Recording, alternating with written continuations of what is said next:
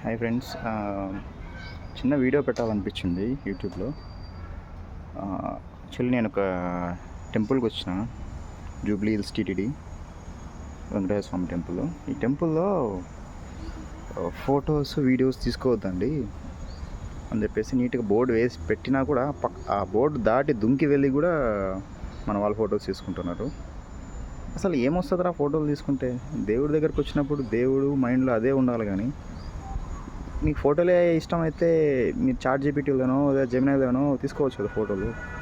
ఇంత దూరం వచ్చి వీళ్ళు ఇంత కష్టపడి మొత్తం మేనేజ్మెంట్ అంతా పెట్టుకుంటే ఫోటోలు తీయొద్దంటే ఫోటోలు తీస్తారు.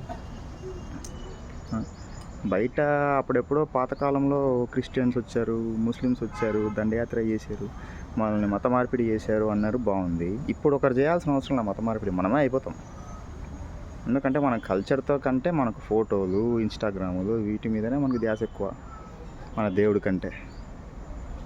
ఫస్ట్ దేవుడి దగ్గరకు వచ్చినప్పుడు కాన్సన్ట్రేషన్ దేవుడి మీద పెట్టండి, ఫోటోల మీద కాదు. ఇది నేను అందరిని అనట్లేదండి, ఫోటోల కోసమే గుడికి వచ్చే పిచ్చి నా కొడుకులకి చెప్తున్నాను.